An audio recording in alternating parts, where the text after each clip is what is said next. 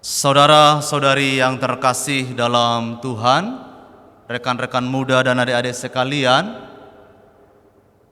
pada malam yang suci ini kita mendengarkan terutama bacaan Injil hari ini. Yesus memberi kita perumpamaan tentang kerajaan Allah. Diumpamakan dengan begitu indah. Kerajaan Allah itu seumpama biji sesawi dan juga seumpama ragi.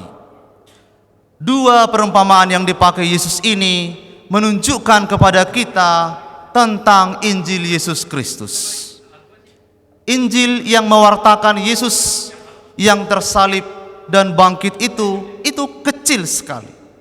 Bahkan Injil itu menjadi batu sandungan bagi orang-orang Yahudi dan kebodohan bagi orang-orang non-Yahudi. Tetapi saudara-saudari yang terkasih, Injil ini yang kecil ini, yang batu sandungan ini, yang menjadi kebodohan ini, telah menjadi jalan keselamatan bagi banyak orang. Bagi banyak orang yang percaya kepada Yesus dan bagi seluruh dunia ini. Selain itu, perumpamaan ini juga mengingatkan kepada kita akan sabda Yesus yang pernah berkata, jika biji tidak jatuh ke tanah dan mati, maka biji itu akan tetap tinggal demikian. Tetapi kalau dia mati, maka biji itu akan menghasilkan buah.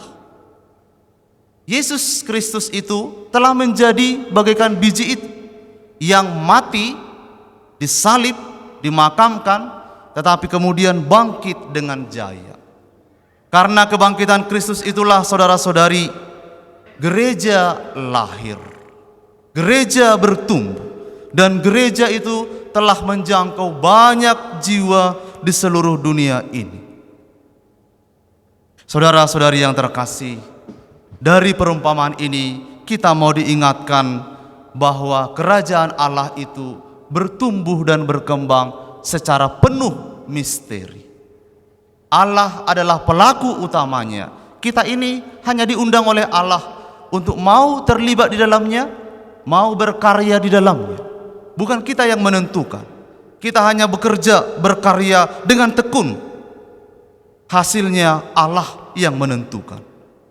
Gereja kita berkembang sejak dulu dengan begitu banyak dinamikanya.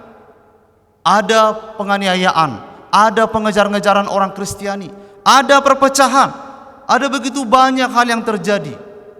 Tapi saudara-saudari, lihatlah gereja kita bertumbuh dengan indah. Sejak dulu, sekarang, dan sampai selama-lamanya. Saudara-saudari yang terkasih, kalau hari ini kita merayakan peristiwa yang indah ini bersama dengan Bunda Maria, saya yakin Bapak Ibu selama bulan Oktober ini pasti tekun mendoakan doa rosario. Anda, saya yakin juga pasti mengadakan banyak kegiatan-kegiatan berkaitan dengan penghormatan kepada Bunda Maria. Anda berziarah, Anda rekoleksi, Anda mengunjungi 9 Gua Maria, dan masih banyak hal yang lain. Anda melakukan satu baik secara pribadi maupun bersama-sama untuk menghormati Bunda Maria.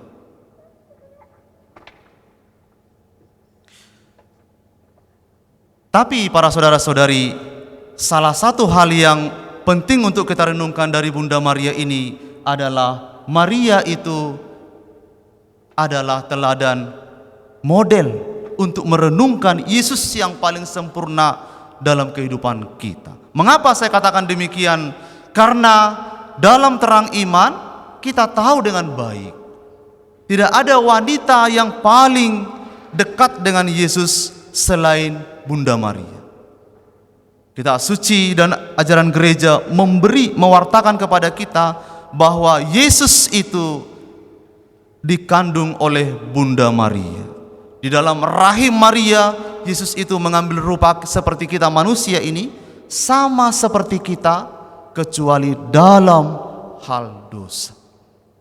Maka saudara-saudari, tidak ada seorang wanita sekalipun yang mencintai Yesus, yang memusatkan perhatiannya pada Yesus setulus Bunda Maria. Maka benar sekali ungkapan sederhana itu yang kita kenal dari Bunda Maria kepada Yesus itu sungguh dan itu sudah final ungkapan itu.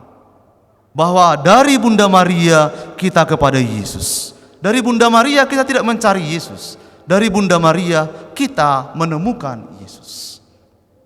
Maka saudara-saudari, mata hati Maria itu sudah tertuju kepada Yesus sejak awal ketika Maria mendengar kabar gembira, mengandung dan melahirkan. Maria selalu memandang Yesus itu dengan pandangan yang istimewa, pandangan yang sukacita. Tapi pada saat yang sama kita juga melihat Maria itu juga berada pada posisi di mana dia harus memandang Yesus dengan sikap tanda tanya. Dan juga Maria juga harus memandang Yesus dengan sikap sedih. Kalau kita mengingat para saudara-saudari, Maria ketika menemukan Yesus dalam bait Allah, ketika sekian hari hilang dari mereka, Yesus itu menimbulkan pertanyaan dalam diri Maria. Ketika Maria bertanya, "Nak, kemana saja?" Jawaban Yesus itu membuat Maria bertanya-tanya dalam hatinya. Anaknya sendiri, yang dia kandung sendiri, lahir dari rahimnya sendiri, tapi tetap membuat Maria terus bertanya. Tapi Maria, selain itu Maria juga harus memandang Yesus dengan rasa sedih yang mendalam. Ketika Yesus itu berada di salib dan Maria berdiri di bawah salib itu, Maria itu dalam keadaan sedih yang mendalam. Saudara-saudari yang terkasih, suatu refleksi bagi kita semua. Perjalanan kita masih panjang. Perjalanan kita terbuka sekali untuk semua pergumulan. Kita akan bertanya, kita akan sedih di dalam pergumulan ini. Tapi Maria meneladankan kepada kita, janganlah kita surut kesetiaannya kepada Tuhan.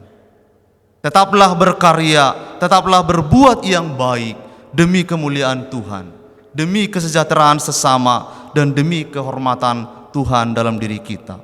Maria meneladankan kepada kita bahwa dalam kesetiaan terbukalah keselamatan. Semoga saudara-saudari yang terkasih, keluarga, komunitas, dan karya pelayanan kita boleh menjadi jalan keselamatan karena kita setia kepada Allah seperti Maria. Tuhan memberkati.